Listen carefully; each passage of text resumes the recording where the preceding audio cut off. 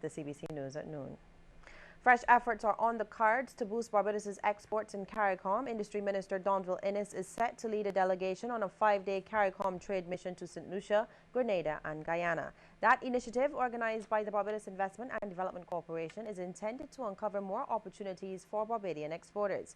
It's also expected to further enhance the development of trade relations, joint ventures and other investments which could yield economic gains for Barbados. The mission will see some 17 local companies marketing their products and services through business-to-business meetings and consultations.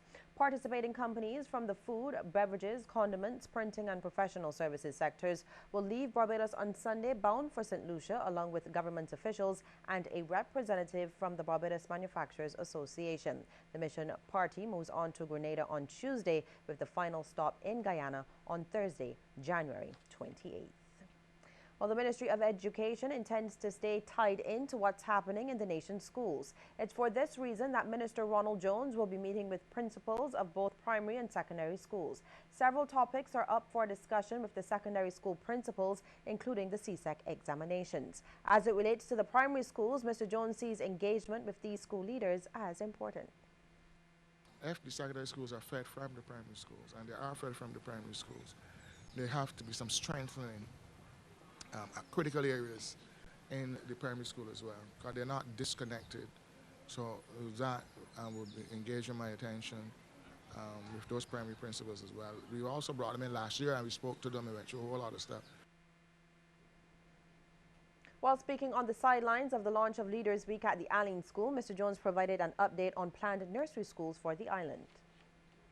Gore Hill number 2 will be the first to be completed and should be visiting that shortly.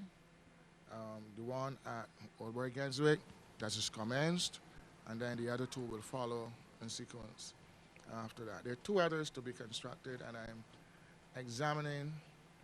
One was to be in the north, St. James, northern St. James, and one was to be in Christchurch. But we're re-evaluating the numbers, particularly for the one in Christchurch near Sears Court, because we just don't want to put down a plant that's not going to be well served. Local human resources consulting firm Caribbean Catalyst Inc. is continuing to be successful in seeking new opportunities regionally and beyond. This is according to Managing Director of Caribbean Catalyst, Rosalind Jackson. As a small Barbadian company, I have to see the Caribbean as my market.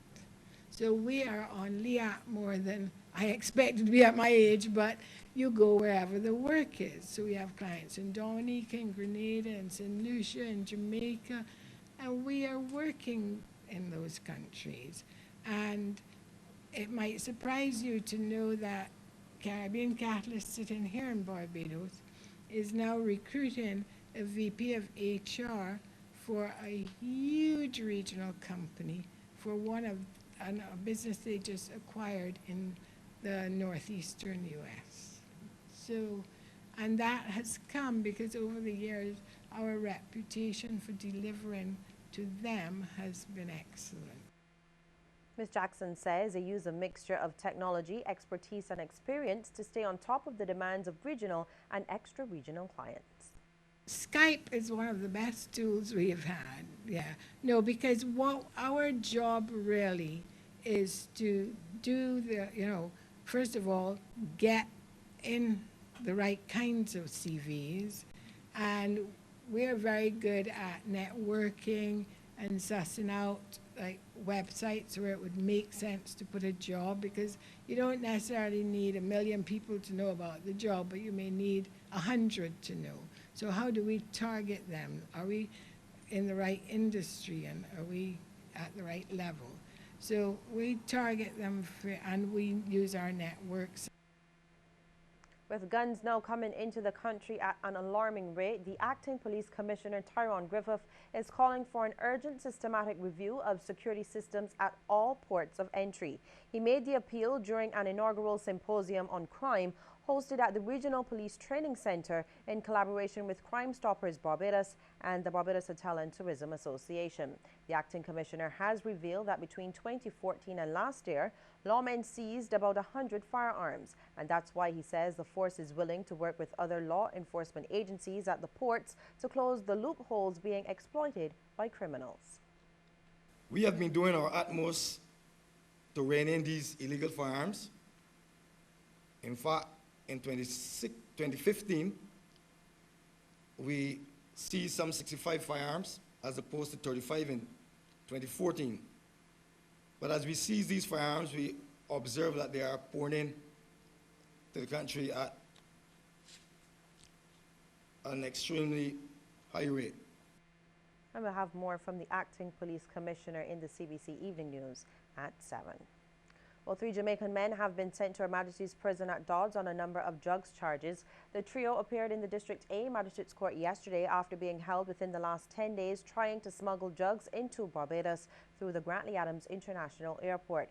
Police say 52-year-old Dwayne Lyons, who arrived from Jamaica on January 8th, was sentenced to 12 months at Dodds Prison on the charge of trafficking and 12 months for possession with intent to supply 0.5 kilograms of cannabis. 45-year-old Rohan Dwayne McLeod was sentenced to 18 months in prison for trafficking a kilogram of cannabis and 18 months for possession with intent to supply. And the third Jamaican, 49-year-old Milton Anthony Gordon, was handed a 2-year jail sentence for trafficking and another 2 years for possession with intent to supply 8.5 pounds of cannabis. Their sentences are to run concurrently. All 3 men were convicted, reprimanded and discharged on charges of possession and the importation of cannabis.